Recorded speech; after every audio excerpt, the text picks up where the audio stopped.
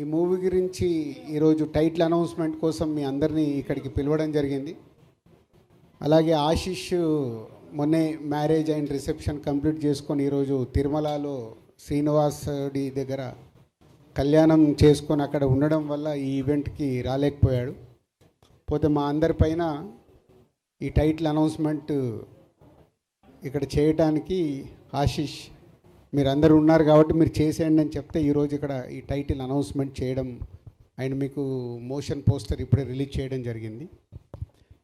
Love me if you dare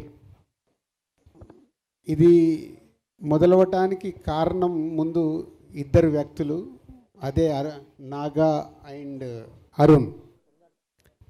నాగాతో నాకు ఎప్పుడో మా సత్యనారాయణ రెడ్డి గారు అబ్బాయి చిన్నప్పటి నుంచే దాదాపు చిన్నప్పటి నుంచి చూస్తూ ఉన్నాను.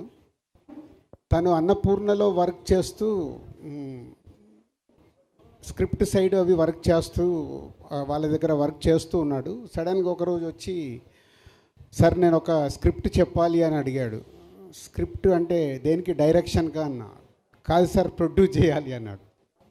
అదేంటి నువ్వు ప్రొడ్యూసర్ అవుదాం అనుకుంటున్నావు అంటే, అవును ఇట్లా నేను నా ఫ్రెండ్ ఒక స్క్రిప్ట్ చేశాం సార్, అది వినాలి అంటే అప్పుడు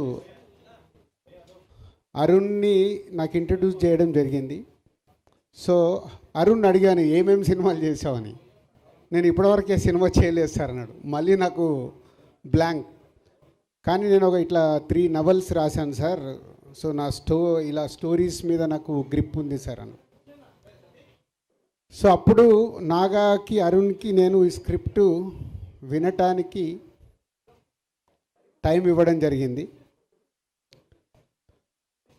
సో మీ అందరికీ తెలుసు, నేను స్క్రిప్ట్ వినాలన్నా ఒక స్క్రిప్ట్ వింటే నేను దాంతో ఎలా జర్నీ చేస్తాను అని. ఆ స్క్రిప్ట్ విన్న రోజు ఈ love me if you dare నాకు ఎప్పుడో ఒక 20 years వెనకకి వెళ్ళిపోయాను.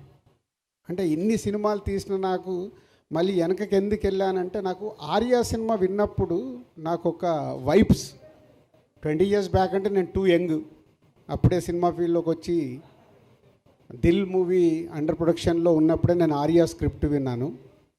20 years తర్వాత ఒక స్క్రిప్ట్ నన్ను విన్న తర్వాత ఒక న్యూ ఏజ్ ఫిలిం నన్ను హాంట్ చేస్తూ ఉంది. సో వాళ్ళిద్దరికి అదే చెప్పాను, అంటే కొత్త వాళ్ళు బాగా రాశారు, ఎలా అనుకుంటున్నారు ఏంటి అంటే, మాకు బాబు సైలెన్స్ అమ్మా, ఏ సైలెన్స్ బాబు, మాకు ఆశిష్ కావాలి సార్ అంటారు. లేదా ఆశిష్ ఆల్రెడీ ఇంకో సినిమా చేస్తున్నాడు. లేదు సార్ మేము వెయిట్ చేస్తాము, మాకు అప్కమింగ్ హీరో కావాలి, దాని గురించే మీ దగ్గరికి వచ్చామంటే, నాగమ్మ నువ్వు ఎలా ప్రొడ్యూస్ చేస్తావు అన్నాడు. నేను ఒక్కరిని చేయను సార్, నాకు హర్షిత్ని అన్సితని ఇవ్వండి సార్ అన్నాడు. సో అలా వాళ్ళిద్దరూ మా కాంపౌండ్కి రావడం, ఈ స్క్రిప్ట్ తీసుకొని రావడం, ఫస్ట్ నన్ను గెలవడం. అంటే మొదటి సిట్టింగ్లోనే నన్ను గెలిచారు. స్క్రిప్ట్ విన్న తర్వాత వాళ్ళు చేసిన వర్క్, అది విజువలైజేషన్ ఎలా తీసుకొస్తారు ఏంటి అని నా బ్యాకప్ మైండ్లో జరుగుతున్న ఆ టీం నచ్చి, సో కొత్త వాళ్ళని దిల్ రాజు ప్రొడక్షన్లో మీ అందరికీ తెలుసు, బలగం అప్పుడే నేను చెప్పాను, కొత్త వాళ్ళ మ్యాక్సిమం ఆ ప్రొడక్షన్ హౌస్లో కొత్త వాళ్ళకి అవకాశాలు ఇచ్చి కొత్త వాళ్ళని ఎంకరేజ్ చేయాలి అనే దాంట్లో. సో అలా వాళ్ళిద్దరూ ఈ స్క్రిప్ట్ ఓకే చేసుకోవడం, తర్వాత ఆశిష్కి కానీ హర్షిత్కి అన్సితకి శిరీష్ గారికి అందరికి స్క్రిప్ట్ చెప్పి నాలో ఏదైతే ఫీల్ అయ్యానో స్క్రిప్ట్ విన్నప్పుడు అందరిలో అరే బాగుంది, డిఫరెంట్గా ఉంది, బాగుంది, డిఫరెంట్గా ఉందని ఫీల్ అయ్యాము. అప్పుడే ఈ love me if you dare project lock చేశాం. స్క్రిప్ట్ స్టేజ్ దాటిన తర్వాత టెక్నీషియన్స్ ఏంటి అని అడగడం మొదలు పెడితే అప్పుడు వాళ్ళు పేర్లు చెప్తుంటే నాకు భయం వేస్తుంది. సార్ ఇలా అనుకుంటున్నాం, ఇలా అనుకుంటున్నాం, ఇలా అనుకుంటున్నాం. సో పీసీ గారికి నాతో ఉన్న రిలేషన్లో, సార్ ఇట్లా కొత్త అబ్బాయిలు ఫుల్ స్క్రిప్ట్ ఉంది, మీరు ఒకసారి టైం ఇచ్చి స్క్రిప్ట్ వినండి అని పీసీ గారి దగ్గరికి పంపించడం జరిగింది. పీసీ గారి స్క్రిప్ట్ విని నెక్స్ట్ డే ఫుల్ స్క్రిప్ట్ చదివి నాకు కాల్ చేసేయి ఐఎమ్ డూయింగ్ దిస్ ఫిలిం అన్నాడు.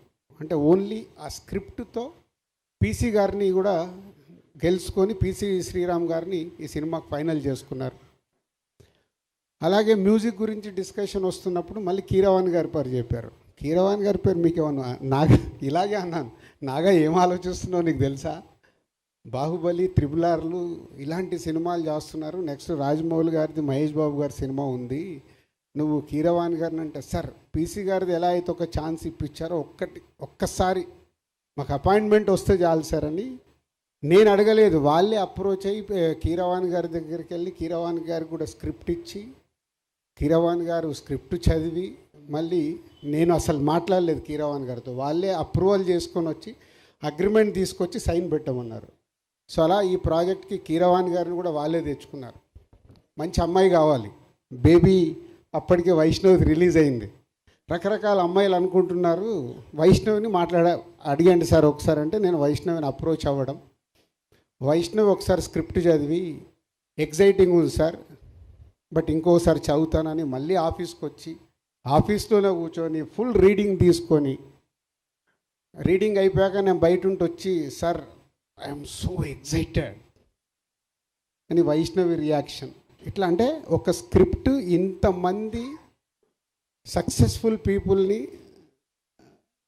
లోపలికి తెచ్చుకున్న సినిమా. ఈ మధ్య కాలంలో నేను ఇన్ని సినిమాలు చేశా, 56 సినిమాల దగ్గరకు వచ్చాయి. ఒక సినిమా ఇంతమందిని ఎగ్జైట్ చేసిందంటే వాళ్ళు ఎంత హోంవర్క్ చేసి ఉంటారు అరుణ్ అండ్ నాగా అనేది నాకు తెలుసు. రేపు సినిమా చూశాక ప్రేక్షకుల దగ్గర నుంచి కానీ, మీ దగ్గర మీడియా మిత్రుల దగ్గర నుంచి కానీ డెఫినెట్గా ఇట్స్ అ గ్రేట్ అప్రిషియేషన్తో పాటు ఒక వావ్ ఫ్యాక్టర్ జరగబోతుందని నాకు అనిపిస్తుంది. ఆ వావ్ ఫ్యాక్టర్ కోసం నేను వెయిటింగ్లో ఉన్నాను. ఆ రోజు ఎప్పుడు వస్తుందని వెయిటింగ్లో ఉన్నాను, సినిమా కంప్లీట్ అయ్యి మీ అందరికి చూపించడానికి. సో ఈరోజు జస్ట్ టైటిల్ అనౌన్స్ చేసి సినిమా ప్రోగ్రెస్ గురించి చెప్పుదామని.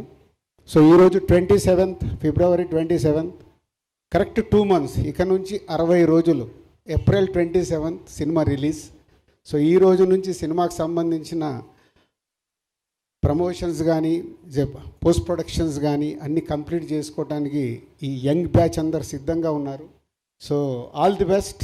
నాగా అండ్ అరుణ్ బలగం తర్వాత అన్షితాకు వేరే సినిమా రెడీ కావాల్సింది, అది డిలే. ఈ సినిమా వాళ్ళకి సెకండ్ ఫిలింగా అవ్వడం, అలాగే ఆశీష్కి కూడా వేరే సినిమా రెడీ కావాల్సింది, ఈ సినిమా రెడీ అవ్వడం, ఏదో అన్ని కోఇన్సిడెంట్గా నాకు ఆర్యాకు ఏదైతే జరిగిందో ఈ సినిమాకు మీ అందరికీ అలా జరగబోతుందని నాకు వైబ్స్ అనిపిస్తున్నాయి. ఆ వైబ్స్ నిజంగా ఏప్రిల్ 27 ప్రేక్షకులు కూడా రియాక్ట్ అవుతే మీ లైఫ్లో ఇదొక గ్రేట్ మెమొరీ, మంచి సినిమాతో పాటు మీకు ఒక మంచి మెమొరీ కాబోతుంది మీ యంగ్ బ్యాచ్ అందరికీ నమ్ముతున్నాను. So all the best whole team. So journey చెప్పగలిగాను. ఇంకా సినిమా వాళ్ళకి చూపించినప్పుడు, రేపు టీజర్ చూసినా, ఈ సినిమాకి సంబంధించిన కాంటెంట్ చూసినప్పుడు డెఫినెట్గా మీడియా మిత్రులు వాళ్ళకు నచ్చితే, ఒక మీకు బలగం సినిమానైతే ఎలా ఎంకరేజ్ చేశారో ఈ సినిమాను కూడా ఎంకరేజ్ చేస్తారు. వాళ్ళకి ఆ కాంటెంట్ నచ్చితే నచ్చుద్ది అని 100% నేను నమ్ముతున్నాను. సో అది వాళ్ళు చూసే వరకు ఇంకా మీరు వెయిట్ చేయాలి. 60 days count down. April 27th ఈ సినిమా థియేటర్లోకి వస్తుంది. కలుద్దాం. థ్యాంక్ యూ రాజు గారు. Thank you so much. And